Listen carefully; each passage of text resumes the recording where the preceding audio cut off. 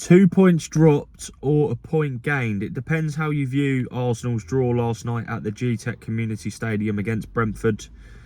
I was at the match and wow, I mean the last 10 to 15 minutes were peak Premier League title drama, and Arsenal have ended up finishing the game week 4 points clear of Manchester City, who they of course travel to face in the Premier League at the Etihad in April.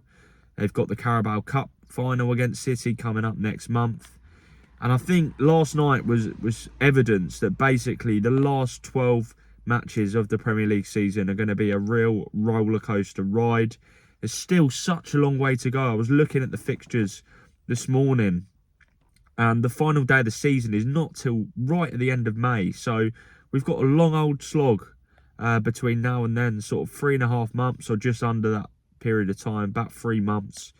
Obviously, we've got the Champions League knockout stages to come as well. But last night, I couldn't shake the feeling that actually, all things considered, that was not the worst point in the world for Arsenal, because they really could have lost that game. Late in the contest, Brentford really turning the screw, and once they got that equaliser through Keane Lewis-Potter, they were going for broke and really felt that they could win that game. Obviously, Christian Mosquera made a slight mistake to allow Igor Thiago to get in, and then he made an excellent last-ditch intervention. I thought Mosquera, actually, in the absence of William Saliba, was outstanding last night. A lot was made of the fact Saliba wasn't in the starting lineup and didn't travel once sort of the team news broke ahead of kickoff, but Mosquera was actually a real composed presence at the back for Arsenal. We started the game really strongly, and Gabriel actually looked like the one that was slightly shaky. Undoubtedly could have been sent off, in my opinion. I thought that was a stonewall second yellow card on Dango Atara, but referee John Brooks was pretty poor all evening, and somehow him and the linesman missed that. I think that was incredibly fortunate because, as I said, in my opinion, I do think that was a second yellow. Maybe some might argue the first wasn't a yellow, siving down Thiago on the edge of Arsenal's box.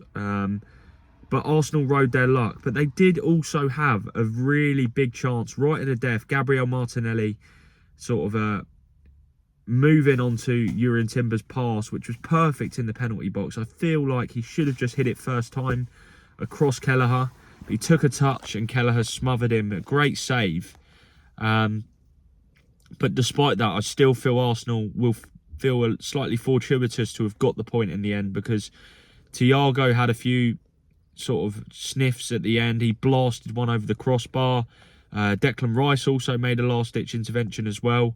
And Arsenal were just never quite at the races. And I think that was apparent from the first few minutes when a number of Arsenal players misplaced passes. Gabriel started it with a misplaced pass that trickled out for a corner back to David Raya. Raya then miscontrolled a pass in his own 6-yard box. He then rushed a throw out, which resulted in him making a huge save to deny Thiago. And there was a couple other hairy moments as well. I think Gyökeres and Trossard both lost possession. The pitch was sort of soaked at the G-Tech last night, but I don't think that serves as any excuse for some of the sloppiness we saw on the ball from Arsenal. But I do still think, all things considered, it is not the worst result in the world. And yes, on paper, before the game, a draw, would have been quite disastrous, because since Arsenal's last Premier League game against Sunderland, City have come from behind to win at Anfield and also taken care of business in midweek against Fulham with a professional job, scoring 3 goals to really apply the pressure. I mean, 10 minutes from time at Anfield, they were 9 points behind Arsenal. Now the gap is only 4 points. So it just shows you how quickly things can change. But I think the messaging after the game was really good from Arteta. He sort of made it clear that Brentford were really strong and that he views them as one of the most difficult teams to play against, particularly where set pieces are concerned. And Declan Rice also said that in his view, they're one of the best teams in the division. And that might sound like an outlandish claim, but I totally understand what he means. It's just the football is so effective, particularly at the G-Tech, with Thiago sort of running in behind, and sometimes he drops deep and allows the midfield runners and Ouattara to run beyond him. They're a real handful, especially with those set pieces. Michael Kayode, he's got an absolute grenade of a throw. I mean, Arsenal have tried a few long throws. They've kind of stopped recently, but it's nowhere near as long as Coyotes. They kind of sort of fizz into the area. They're not sort of just long lofted balls at times. And the way Brentford attack them is so clever. We saw for the Lewis Potter goal, Vandenberg gets the flick, Potter then heads in. But I think Arsenal were lucky to get out of the G-Tech last night with a point. One major concern was that Martin Odegaard appeared to suffer a knee issue in the Brentford equaliser. He trudged on, but I saw him limping through the mix zone very, very heavily at the end of the game as he made his way back onto the Arsenal bus. He was one of the last Arsenal players back out the Arsenal dressing room after the game. In quite bad pain, but having played football myself, I know sometimes after a match you can sort of be moving a bit gingerly, and you know you do get aches and pains and sometimes swelling after games, but you know it doesn't necessarily mean he's picked up an injury. I think he'll have to be assessed ahead of the Wigan game on Sunday.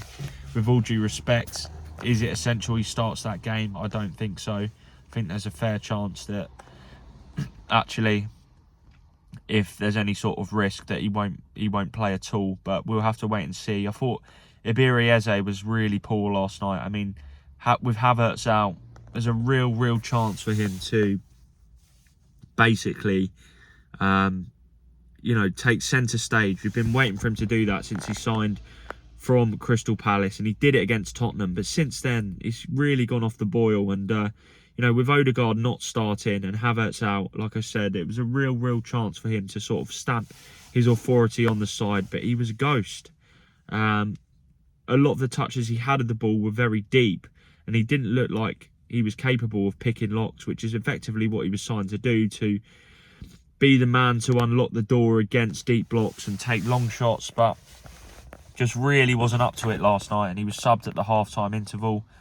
Arteta confirmed it was tactical. He really wasn't having Eze last night, and it was clear that Arsenal actually improved immediately after he went off. Odegaard, within 3 or 4 minutes, sort of helped Arsenal become a lot more of a stronger force and more of a threat. Noni Madueke scored the opener following Piero Hincapie's cross. Madueke still wasn't that good though. Gyökeres was poor as well. I thought Declan Rice was good. Great legs in the middle of the park. Obviously, Mosquera did very well as well. I think Gabriel made some really key interventions and blocks at times as well, but there were a few moments, as I said, where he looked a little bit sort of startled. But maybe that was the same for the rest of the Arsenal team as well. But it's really important now that Arsenal just take a breather. Wolves away next week. It's a chance to go back to 7 points clear of City. Well, I say go back. I'm not sure if they've been 7 points clear recently, but it's a chance to sort of get back in control of the situation before City play Newcastle. City play Salford in the FA Cup this weekend, so much like Arsenal, a really favourable tie, a chance to kind of take a rest and a minute to sort of pause from the intensity and ferocity of the title race.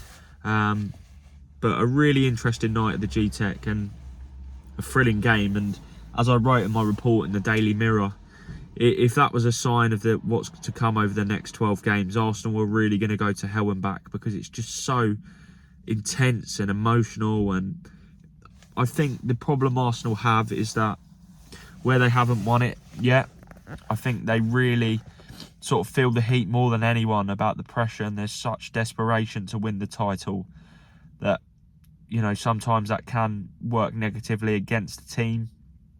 I also think Arsenal look somewhat blunt sometimes.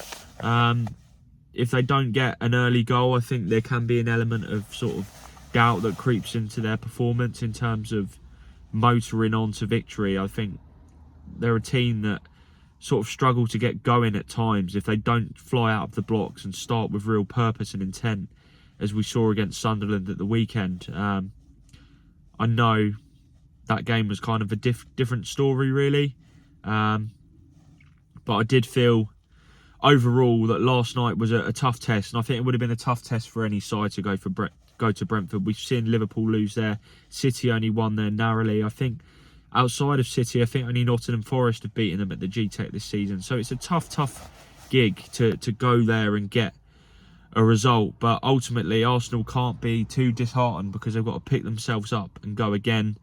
I think Wolves and Tottenham, real must-wins on paper, and matches that they should win. They've got enough quality to do that. So full-time at the G-Tech was 1-1. On to this weekend's FA Cup action. And I'll be back again with another video. If you enjoyed it, hit the like button, hit the subscribe button, and I'll speak to you all again very soon.